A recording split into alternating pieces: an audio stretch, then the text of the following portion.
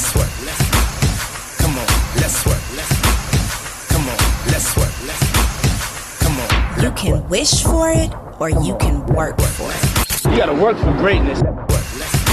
If you ain't working, you should be working. Come on, let's work. These are the confessions of a workaholic. Welcome to Confessions of a Workaholic, where we share the success secrets of fearless female entrepreneurs who are obsessed with success. This is your girl, Coriel, and you are totally in for a treat because you get to hear from a real girl boss that is changing the game. This episode is brought to you by the Brunch Hunch app. This is my new favorite app because it has totally eliminated the need for me to search for the best brunches whenever I travel. It is seriously a lifesaver with listings here in the US as well as internationally, and plus it is totally free.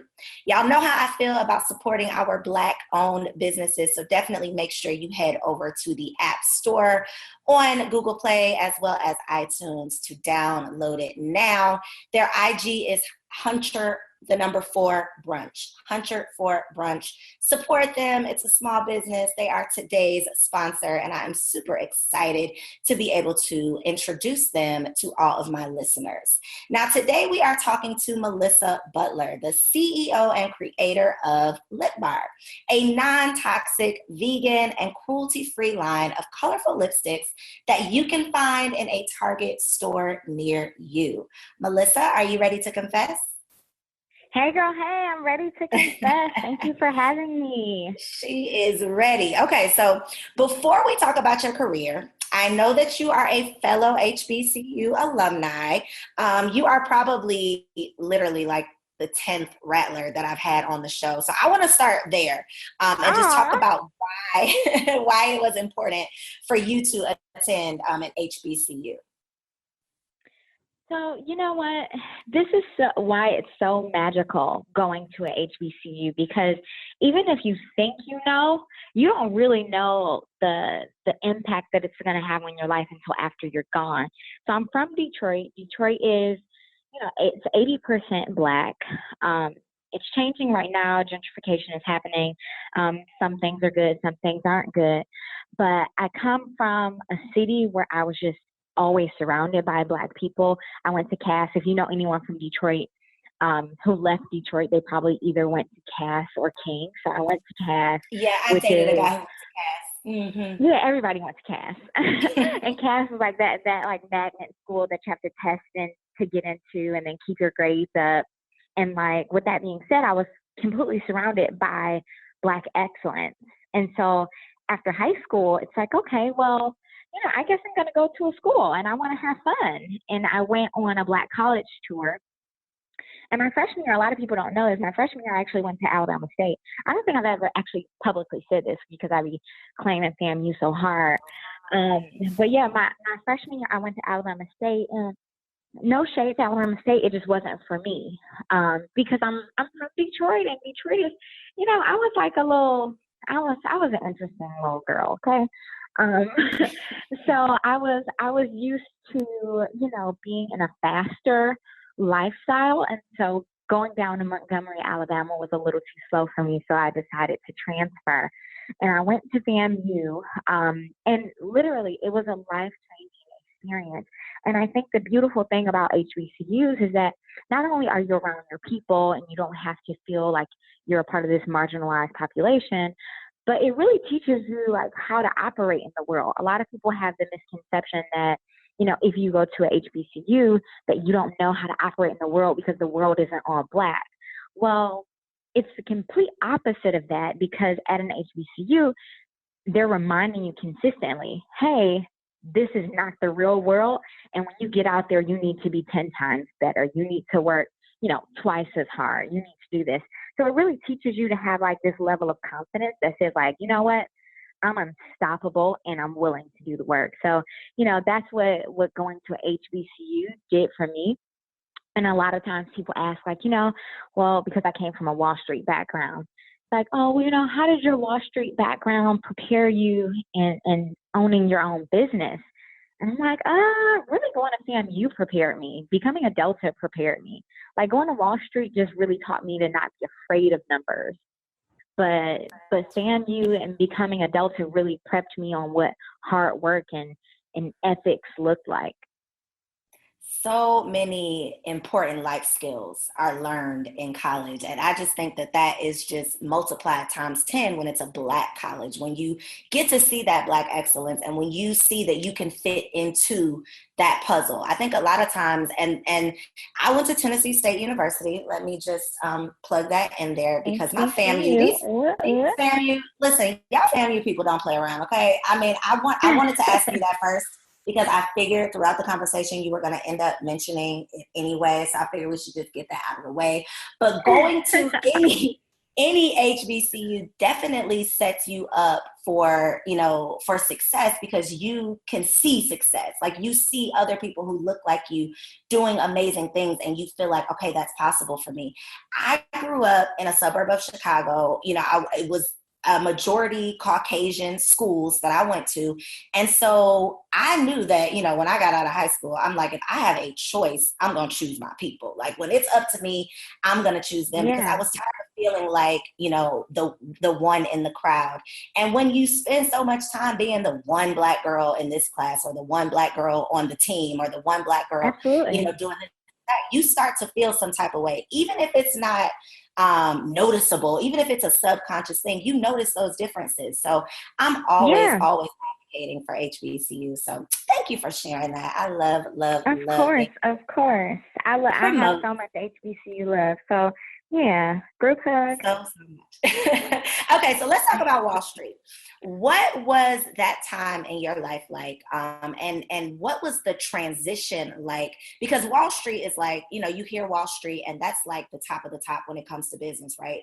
That's what we think of. Like once you got to Wall Street, like there is no more success. Like that is like it. You've made it, right? But you transitioned. You walked away from that. So tell me like what that time in your life was like and how you dealt with like the doubts and the fears of other people.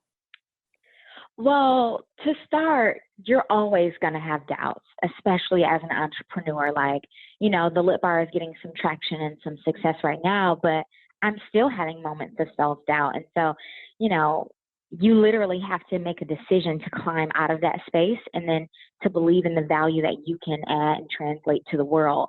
And so at that time, like I graduated from college in 2008, and like that was like the height of our economic downturn. And I went to work for Barclays, who had just bought Lehman Brothers. Lehman Brothers had literally just closed its door. And so at that point, I was pretty much lucky that I had a job because the financial industry was frozen. So it's like, okay, at first I'm like feeling special. Like, you know what? I got a job. I got a job on Wall Street when like Wall Street is literally on fire. And so I very quickly learned that it's interesting that you position it as people thinking that it's the top of the top because it's 100% right. Because when I decided to walk away from that, my family thought that I was absolutely insane. But what people don't tell you about these corporate atmospheres is that oftentimes, especially when you're at an entry-level position, you're not actually really learning or growing. You're really just doing the day-to-day operations. You're not really taking risks. And then after you learn your role, after about 6 months, you're probably not even thinking. So at that time, I was in this place where it's like, you know what? I done gave Sally Mae all this money.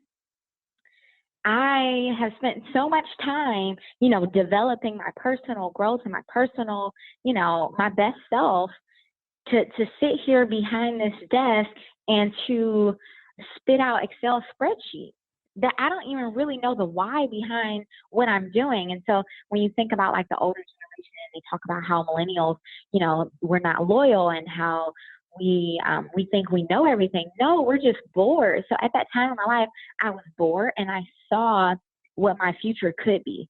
I saw my coworkers, being miserable. I saw, what Melissa could be in 20 years if she decided to climb this particular ladder. And I was just like, you know what? Why not just build my own? So at least I know the direction of my future. At least I know why I'm doing what I'm doing and I can be passionate about it. Problem was I had no idea what I was passionate about. And I always share this with people, like I'm not passionate about makeup particularly, but I am passionate about challenging the way people think about beauty for themselves, and then ultimately extending that to their neighbor, to their sister, their cousin, to their mother, etc. And so when I thought about beauty and I thought about me taking this holistic approach to my lifestyle, it was like, okay, well, beauty is a really, I was going to say a curse word. I'm trying to be PG on your podcast. Free. No, we rated out over here. You can say what you want to say. But yeah, I was noticing like the beauty industry in that, like it basically just made women feel shitty because it was always about transformation and not like transforming from within. It was always like, you need to buy this product and this product in order to look like this. So we were pushing, and by we, I mean like the beauty industry was pushing women to say, hey, in order to be accepted by society as a whole, as a beautiful person, as a beautiful woman, as a beautiful human being, you need to look like this particular thing. And so, you know, I was just like, that's complete and utter bullshit, especially as a Black woman, because we've never fit into like that traditional beauty standard. But I even saw how like white women were being marginalized in that category. And I'm like, well, why the fuck are we following someone else's rule book as it relates to like how we feel about ourselves? Because when you think about a person's self-esteem, especially a woman's self-esteem, oftentimes that character is defined by how a woman looks. You know, it's been known for many, many years, you know, all the way back to like slavery, like the person who is more attractive or that person who has that fair skin gets better perks. So it's like we as women were clawing and trying to become something that we weren't in order to get this acceptance from society. And when I started to think about like why that was happening, it really came down to the fact that there was no outside representation of what beauty was. We were just literally like being fed by a dictatorship that said beauty, and whether that was in, you know, our community or someone else's community. In our community, firsthand in Detroit, I witnessed, you know, being light-skinned with long hair was the standard of beauty. And if you weren't that, you might not get no numbers. You might go to the skating rink and boys might not look at you, you know? So it was just like things like that started really resonating with me. And like I started remembering all of these experiences that I had or people around me had. And I was just like, why are we still in this wheel? Like, why are we still spinning and going on this track? And so I decided that instead of complaining about it, I would shift the culture of beauty and challenge that beauty standard. So, you know, started making lipstick in my kitchen. Did not know how to make lipstick in my kitchen.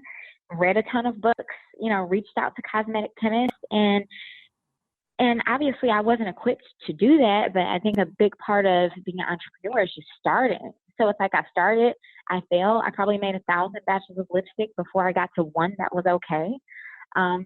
And yeah, just really decided to never look back because I believed so strongly in challenging the way we thought about beauty. So I approached beauty from not from the standpoint of like transforming from the outside. It's like I want to transform your mind to make you believe in yourself and remind you that you are enough. And so yeah, that's what keeps me going.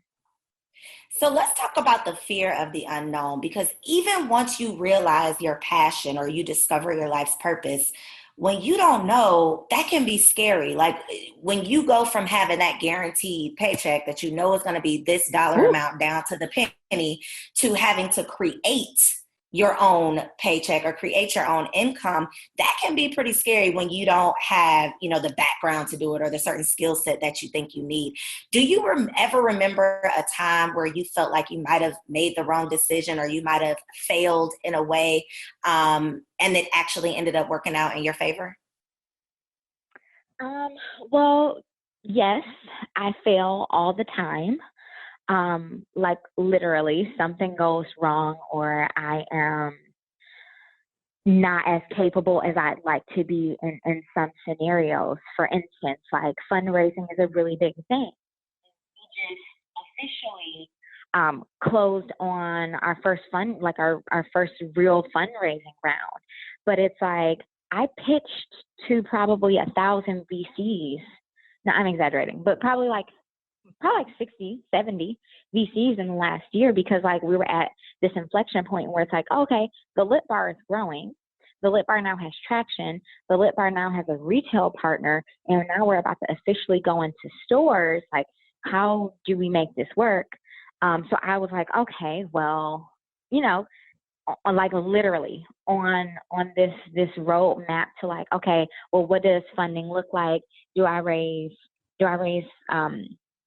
funds through equity, which is, if you guys don't know, equity is when someone believes in your business so much that they're willing to invest in you for a percentage of your company to get paid on the back end, which is either when you're like rolling in the dough or when you sell the company. So I'm like, well, do I do an equity round? Do I go and try to get a traditional bank loan? So I just literally started testing out all of the things that I could do. And like literally, I was pitching to different investors, like sometimes like 3 times a day, and just falling flat on my face. But it really ended up working out because now I have the best possible partner that I could have. And it's like all of that prepared me so that when I got in front of this person, I knew exactly what to do. Like, I mean, if you think about like fundraising, and like this is something that our community, I think we romanticize the idea of fundraising, but no one is really putting the education or the information out on like what it means to launch in a retail partner or what it means to get an investor in your business. It's like you hear people fundraise, but you don't really know what that looks like. And so like me coming from a finance background, I also did not know what that looked like. And that was extremely frustrating to me because it's like, shouldn't I know this shit? And it's like, if I don't know, I know a lot of people in our community don't know it, which is a shame considering the rate in which we're opening and starting businesses. So yeah, I mean, I fell flat on my face trying to fundraise, and then it really worked out because we ended up, partnering with the best possible strategic partner. And I so believe that everything happens at the right time. Like you cannot rush it. When you rush it, it ain't right. And like you said, all of those times that were a quote unquote failure or that you didn't get that yes, that was preparing you with all of the things and equipping you with all of the tools you needed to be able to get that yes. And as you can see, that yes ended up, working out the best possible way that it could. But speaking of fundraising, we got to talk about these haters on Shark Tank, right? Like we got to talk about what they did to your girl on Shark Tank. Now, if y'all have not seen Melissa on Shark Tank, go Google it. Melissa Butler, the LipBar Shark Tank. You can find the clip. But they were definitely some haters. How did you manage? Because aside from them just being haters, what you dealt with, I feel like is something that a lot of entrepreneurs, even if it's not in that space, even if it's not, pitching yourself, we deal with a lot of rude comments, a lot of people who don't get what we have, don't see the vision, a lot of people who don't understand our purpose or why we're passionate. And you just had to do it, unfortunately, in a public way. How did you manage to maintain your decorum? Like, how did you not have a stank face? How did you not have a rebuttal? Like, seriously, because just as someone, it's like that whole, like, I'm an artist and I'm passionate about my shit. Like, this is my baby, like I birthed this business. So to hear someone say the things that they said, how did you just maintain? How? So Shark Tank was really a blessing for us. And like, I'm so happy that it happened. And I don't wish it would have gone any other way. It was a blessing for so many reasons. Number one, the reality is, in real life, we weren't ready for an investor. And that's another tough thing to understand. It's like, again, we talk about fundraising, we talk about investors, and we think about, I just need this money to grow my business. But sometimes you don't need the money. Sometimes you need a better vision. Sometimes you need a better plan. And I'm not saying that that's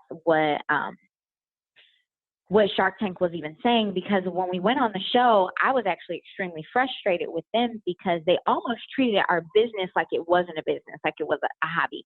So I'm a numbers girl, and I'm waiting on them to want to talk through my numbers. They didn't even ask about our numbers. So what you saw was 8 minutes, but we actually pitched to them for an hour. And to be quite honest, I don't know what faces I was making, when they made crazy comments, because it's edited. So it's not scripted TV in a sense that they know what we're going to say or we know what they're going to say, but they edit the hell out of that show. So I was watching it like, I don't remember making that face on that part. And so in that moment when they were being cruel or just rude or just dismissive, I had to remember that Shark Tank is a business. More importantly, it is a reality show. So they are there to get ratings, and I am there to air so that I can get brand awareness. 7 million people watch that show, and they've re-aired our episode like 16 or 17 times. So it's like, if I would have acted a complete fool, if I would have like just brought like Eastside Melissa from Detroit out on them, then the episode would have certainly aired, but I would have been on there looking like a jackass. And it's like, well, that's not how I wanted the world to perceive me, to perceive my business. So I had to look at it from a transactional perspective and say like, okay, well, you know, I understand that this is reality TV. I also understand that this is what they need to do in order to get ratings. You know, Simon Cowell coined that like the jerk behavior on TV for ratings. I'm like, okay, I get that.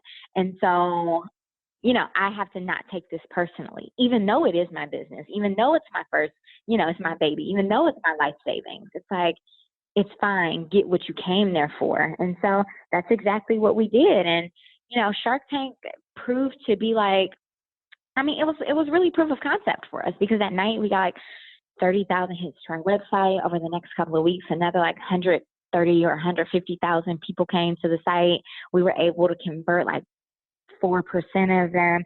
Like, it was crazy. And so there was no better, what's the word I'm looking for? There was no better moment to say like, this was worth it than when we were in our LipBar truck. So when we were on the show, we pitched the idea of the LipBar truck, because while I didn't realize that we weren't ready for funding, I did realize that we weren't ready for retail yet. But lipstick is super intimate. It goes on your face. So people want to know what it looks like. And we were selling lipstick online. So it's like, okay, well, how do we get the product into the hands of our consumer? And so we built out this LipBar truck and literally converted like a shuttle bus, lights, mirrors, displays, really cool. Went on tour. I was Beyonce for like 6 months. It was great. My skin broke out, whatever. It was cool. Went on tour. I was on the New Jersey Turnpike, and I pulled up to the toll booth, and a lady is looking at the truck, because the truck is like super decorated. It's like lips all over it. I mean, it's cute. It's a moment. You look at it, it's gonna like turn your head and be like, wait, what is this? And so I'm driving it. I'm 5'2". The truck is like 26 feet long, and the lady just keeps looking at me, looking at the truck, and she's like, oh my God, I saw you on Shark Tank.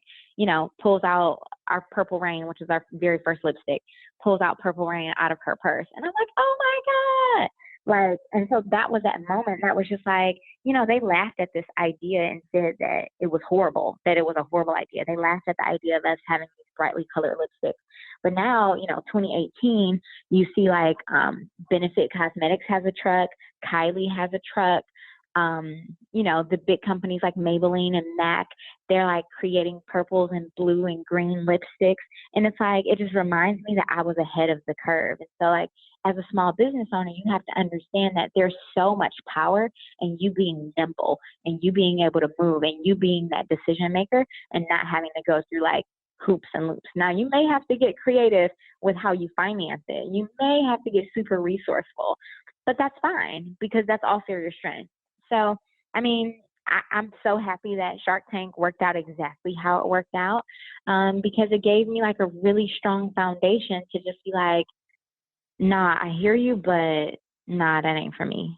Nah, I don't need you, because I'm not about to allow you to have the power over like my reality, over my business, over my life.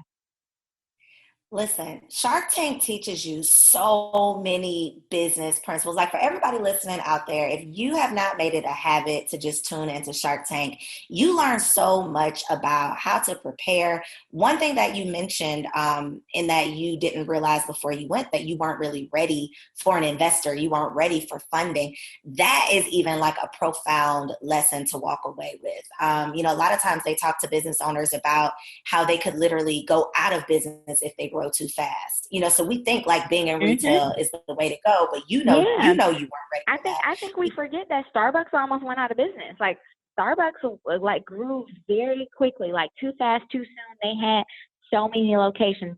I think like 2 years after they opened all those locations, they had to close like 40% of them. Now they've bounced back. But yeah, you can't take on too much too soon. Like it's a nice idea. It's nice in theory, but unless you're actually able to deliver and to execute at scale, then it's like you're going to be in trouble. So I got to ask about retail then, because a lot of us as entrepreneurs, and I don't necessarily have a product that, I would be trying to get in stores today. Who knows what's coming down the pipeline? But that's not necessarily like a goal of mine to be in retail. But a lot of people who have boutiques or who, have manufactured products, they have high hopes of being in retail. That's like their end all be all. That's their goal. That's their dream. Now that you have experience doing it both ways, like doing online sales, doing the truck, doing retail, now you're in Target. What is your, not necessarily your advice for other entrepreneurs, but just based on your own experience, what would you say is like the less stressful or the most profitable, or like which of those kind of arenas do you prefer? Online, the truck, or retail? There's no right way to eat a Reese's. But that's a real thing. So it's like, there's no wrong way to eat a Reese's. And so that really just means like you can take one angle, you can take all the angles. You just really have to understand like what your goals are. And so when I thought about the LipBar and makeup and it being that very intimate purchase, I wanted it to be like this tangible experience, this one-on-one interaction. But if it's going to be that one-on-one interaction, unless you plan on opening stores all across the country, which is crazy expensive, and I don't recommend anyone do that, that means you're going to have to share your profit margin. So, if you go direct to consumer, which is like through your e-commerce website, it's like you get to keep all of your money. You just have to do all of the marketing. So if you go into a retail partner, like, a Walmart or Walgreens or Target, they're buying products from you, but they're buying at a wholesale rate. So you're not keeping anywhere near your margin that you have on your website. But the trade-off is that you get that visibility at shelf. You get people to walk by, and if they've never seen your brand, to take a first glance at it. Now, the reality is most people won't buy a brand that they've never seen on a retail shelf. They're going to go to something that they're more comfortable with. So marketing comes into play from both angles. And yeah, I don't think there's a right or a wrong way. It really just depends on like, how healthy your profit margins are, what your goals are. There are tons of cosmetic companies that never go to retail and they do just fine. So yeah, it really just depends on your goals, your customer, your margins, the unit economics of the business, and if it can support retail, because retail is expensive. Like, retail is serious. It is expensive. You definitely got to pay to play. No joke. It's no joke. But I think just learning from the experiences of other people, which is why I love being able to have this platform where we can talk about what's really going on, because retail sounds like that is where it's at. And it might be, but that's not something that you can just jump out the gate, jumping into. And I love the way that you were able to test the market and do it step by step. You weren't trying to jump out the gate and go into Target. Like you baby stepped your way. You Beyonce toured your way into Target, and it worked out. It worked out for you. Okay, so this is my last question, and I think that this answer is going to be super helpful for a lot of my listeners, because I think that one thing that holds so many people back, aside from, thinking that they got to have all the answers and they're just afraid to get started, one thing that I hear a lot is, I'm scared to start this business because it's in a quote unquote saturated industry. And now the beauty industry is one industry that is, well, every industry is saturated. In 2018, every industry is saturated. So what do you say to entrepreneurs who are scared to start a business because the industry may be saturated, because they don't think that they can make a mark in that industry? Well, I don't believe in saturated markets. I was just actually sharing this on a panel this past weekend. I don't believe in saturated markets. Like, obviously there's a ton of competition, but what I do believe in is segmentation. And so if there is a pool of, of people looking for lipstick, for example, in reality, I'm not going to be able to speak the language of all of those people. And that's fine. And I should not try, because I would waste marketing, energy, effort, dollars, all that jazz trying to reach this broader audience. So as opposed to thinking about business in this saturation, or from this saturation perspective, I would challenge you to rethink and retool your brain to say, like, okay, this industry is saturated because the market share or the market size of it is ginormous. Like, the beauty industry is like, I don't know, like $50 billion a year. It's insane. And so when I hear that number, and then I also think about all the beauty players, it makes sense, because everybody wants a piece of that pie. Now, you have to be willing to take the risk to say, like, I can get some of that pie, like, but I'm going to do it by reaching out to this customer who isn't being served, or I'm going to do it by speaking this language that isn't being spoken, or resonating with this particular segment of the audience who feels like they've never had someone actually connect to them. So don't think about it from, there's so many players in the market, so what? But are any of them doing exactly what you want to do? Are any of them targeting your exact audience? Are any of them targeting your audience in the way that you want to target them? And just think about it like that. Like, there's plenty of money out here. There's plenty of room. And yes, there is plenty of competition, but it's like, you can't be afraid. Melissa, I have truly, truly enjoyed this conversation, and I know that my ladies appreciate all of these gems that you have been dropping. Please let them know where they can find you online and how they can connect with you on social media. Yeah, well, obviously, you can check out the LipBar at thelipbar.com at a Target near you. Everything is the LipBar, all of our Instagram, Facebook. And then my personal page, because I just started like putting myself out there, y'all. It's a scary place. I am Melissa R. Butler on Instagram, and that is also my website, Melissa R. Butler. So yeah, follow me, stay tuned, and I'll see you guys soon. This has been another game-changing episode of Confessions of a Workaholic, meant to empower and encourage you to get that ass to work. You already have everything you need to get everything you want if you are willing to do what it takes. I love you. See you next week.